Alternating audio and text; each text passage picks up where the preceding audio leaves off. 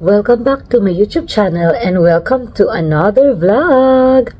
So, for today's video, we're back here in Hong Kong. So, nandito na tayo ngayon sa hotel dahil yung flight natin is gabi. So, nakarating kami sa airport ng past 8. Nakalabas kami. Kasi medyo marami ring marami ding tao sa immigration ng Hong Kong. So, nakalabas kami ng past 9. So, nandito kami. Ayan, nandito na kami. Nakapag-check-in na kami ngayon. 10:15 na ng gabi.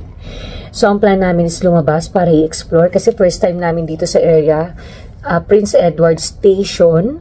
Usually kasi lagi kami sa area ng Nathan Road, TST, ganyan. So, ayun. So, quick, kwento lang nangyari sa kanina sa atin. Hindi na ako nag-vlog masyado doon sa NAIA kasi lagi na lang tayo nag-vlog doon, di ba? So, madali lang naman. Walang masyadong tao kanina sa immigration, tsaka doon sa bag checking. Tinanong lang kami kung saan nag-work, kailan balik, tsaka, ayun, yun lang yung tinanong. Tapos, mabilis lang. And then, nag-lounge ulit tayo. This time, hindi naman tayo sa A-lounge. Nagpunta tayo sa Pugs para matikman naman natin yung mga food nila. So, ilalagay ko na lang dito yung mga picture na kinuhanan ko dun sa Pugs, yung mga food, ganyan. Hindi na ako masyadong nag-vlog dun. Actually, hindi ako nag-vlog dun dahil nahihiya ako kasi parang puro mga business may nandun. Tapos, mamaya daldal. So, nag-picture na lang ako. So, ilalagay ko na lang dito para makita nyo. So, yung food naman nila is okay. Ano pa ba? Yun. Kung napansin ko lang, meron silang ice cream sa A-Lounge. Wala. Pero, wala naman silang noodles. Yung mga cup noodles. Sa A-Lounge naman meron. So, iba-iba rin pala sila. So, maganda rin siguro na kapag may chance kayo na mag-lounge sa NAIA, try nyo rin yung iba-ibang lounge para matikman nyo yung mga food nila kasi hindi talaga sila pare-pareho naman. So, yun. Lalabas muna kami. Balikan ko kayo. See you later, guys. Pag nasa labas na tayo. Para makita namin kung ano yung mga nasa paligid. Anong mga restaurant.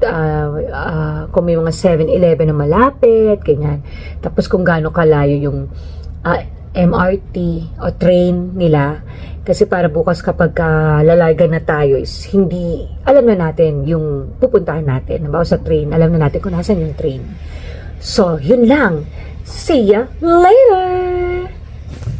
Room tour muna tayo, guys. So, pagpasok natin dyan sa pinto, yan, dito sa left, CR. Ayan.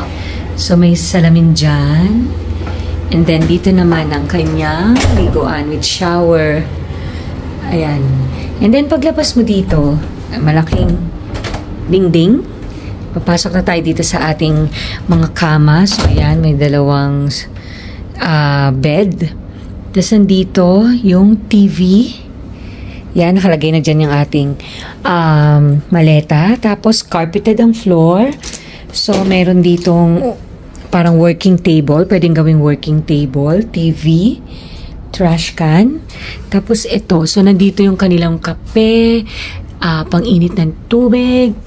And then, meron din silang, ayan, mini ref. And dito naman sa taas ay cabinet na pwedeng paglagyan ng damit. Ayan yung mga hanger and yan, may sleepers. So, ayan ang ating quick room tour dito. Dito nga pala kami ngayon sa Metro Park Hotel Mongkok. So, nakuha natin to ng 20,700 plus for sa buong stay natin dito sa Hong Kong. So, dito tayo naka-hotel. Ayan yung hallway. So, nandito tayo sa Metro Park Hotel, Hong Kong.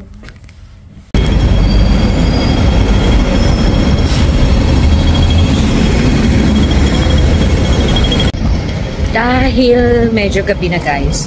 So, may nakita kami McDo dito. So, doon na lang kami muna bibili ng food. Tapos, katabi ng 7-Eleven. So, bibili din kami doon ng water and mga konting chichirya, ganun siguro.